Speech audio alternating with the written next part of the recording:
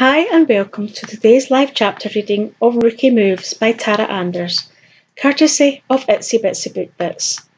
Chapter 1 Grant. Clink. The iron door slammed behind me after I'm shoved into the small concrete space. There are benches all along the sides and in the middle. People are scattered throughout the space, some asleep, while others are wide awake and staring at me. I see a long enough piece of the bench that I can lay out on against the right side of the wall and stumble towards it. Sleep it off, Toulson, the guard tells me. I see a few heads perk up attention at my last name, but in the haze I'm in, I pay no attention. What's the point? I don't belong in here. Some of these guys are probably in here all the time. I laugh to myself as I settle on the bench, put my arm over my eyes, and let the silence of the space lull me to sleep. Except it doesn't. The smell in here is rancid, as if someone pissed their pants. I cautiously look down, and I'm damn glad it wasn't me. The rumbles of someone on the other side of the room snoring makes me question whether or not he's human. And there's a dude sitting on the shitter not even 10 feet away, shamelessly bearing down and dropping the kids off at the pool. This is pretty disgusting. Fuck. I need to sleep this off, otherwise when I get out here in the morning, I'll still be a little drunk, and I need to be in my prime shape to be at practice. This isn't my first time in the drunk tank, but it's my first time getting caught behind the wheel, and that sucks. Now I've got this mark on my driving record that won't go away, and I know for a fact that it's going to screw me. DUIs are expensive, and there's no way of getting out of them. Hey you, someone whisper shouts. You're the new football player, right?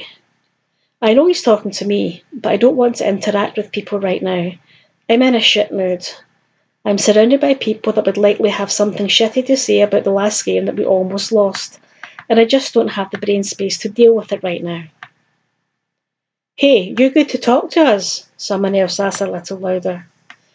To avoid confrontation, I push up and look around the room, almost falling over from the sudden movement. Yes, you, a heavy-set Mexican man with a handlebar moustache confirms, with a nod and pointing directly at me.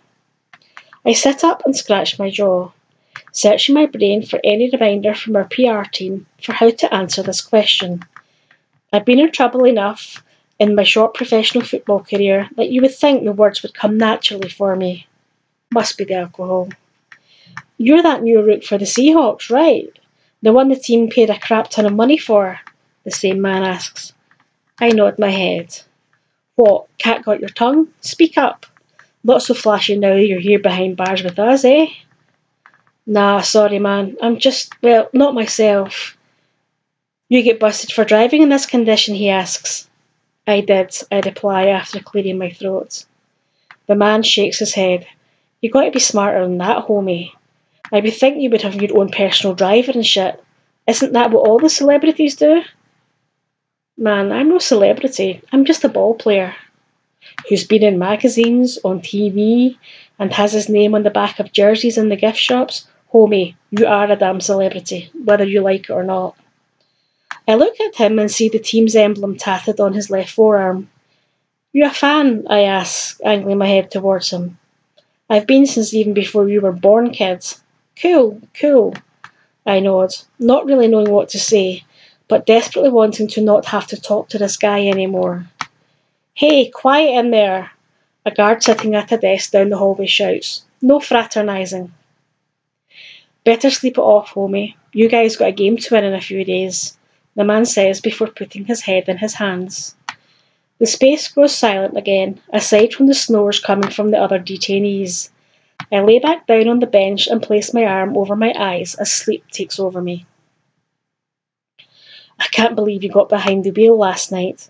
Who even gave you your keys back? Jake, my best friend and roommate, asks from the driver's seat. I don't know. There was some ginger who was all eager to leave with me. I vaguely recall her handing them to me. But then there was a blonde, and then I was being thrown in a cell. You realise that you made the news, right? That they got you cuffed and put in the back of a cruiser? It's all over the news, man. Not good. The team is going to be pissed, he tells me. Is there any clause in your contract about trouble and reputation? Probably. I didn't read it though. I just signed what I had to sign. Contracts bore the hell out of me, and I'd be damned if I read all that tiny print. I told my agent to give me a damn Cliff Notes version, or to have a hot woman reading it to me while stripping, and I'll pay attention. I pick at a long stray blonde hair from my shoulder. Aha, evidence that there was a blonde. I hold up the hair and Jake just shakes his head. Do you have time to soak up any of the alcohol in your stomach before you have to leave for practice? He asks. I can be a bit late, I shrug. Chapter 2, Grant. I'm finishing up the last of my drills and feel like I'm going to pass out.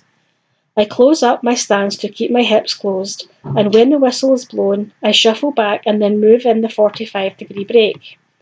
Muscle memory comes in, even though I'm exhausted, and I repeat the drill another 3 times before coach tells us that we can hit the weight room.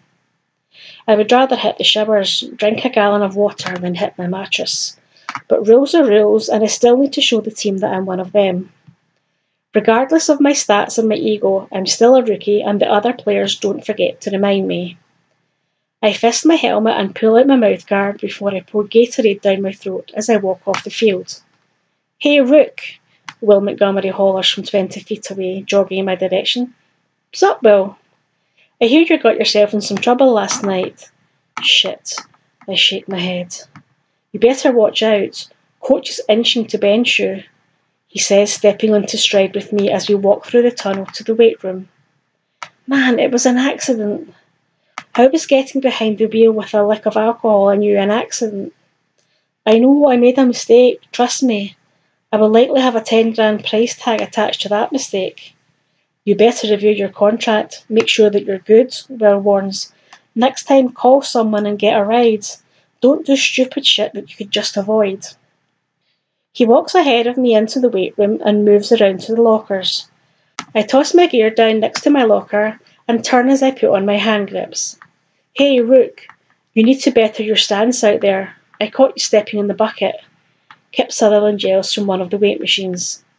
Stepping in the bucket means I wasn't able to properly explode out, giving the receiver the opportunity to separate from me. I rack my brain and don't recall that happening. Nothing's coming to mind. Then again, the whole practice has been a fog. I don't acknowledge Sutherland, which seems to piss him off a little. Yo, Rook, you hear me? He hollers, getting everyone's attention. Yeah, I hear you, I grumble. Who pissed in your cereal today? Oh, that's right. Seattle PD, right? He laughs. What? Got bored with the ladies and decided that you needed to drop the soap on a rope? At least I'm liked. I haven't seen you with a chick since I joined up, I reply.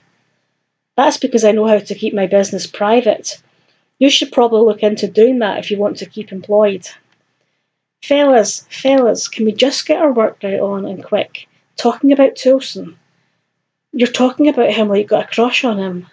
Montgomery chimes in with a laugh, sitting down beside me on a weight bench.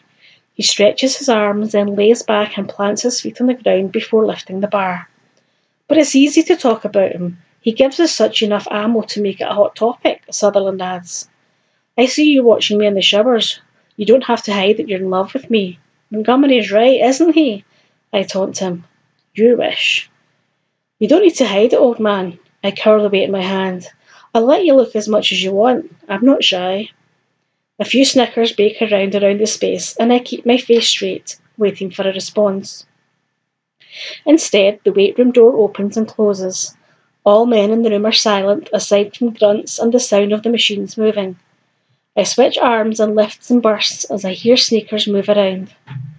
Out of the corner of my eye, I see the defensive coach with a clipboard. He's observing us and noting something on his board as he walks through silently and leaves out the same door he came in through. The fuck was that? Someone asks. I think he was making sure that we're all in here. I mean, he looked at everyone, Sutherland said. That's never happened before. What the hell? As if we don't know the rules. Practice, weights, and then video. We ain't no damn rookies. Well, maybe this guy is. Sutherland jokes, hitching his thumb towards me as the room chuckles. Hey, Rook, maybe you should work on your snap. I call it the bend and snap. Connor stands and performs a bend at the waist. Are you kidding me? I know you have a thing for Reef Witherspoon. I get it. She's a freaking MILF. But I don't think about her getting a guy's attention is going to help me with my game. I'm slapped on the back of my head. He's fucking with you, Rook. Montgomery leans in and whispers. I stand up and grab a weightless bar and start doing some speed squats.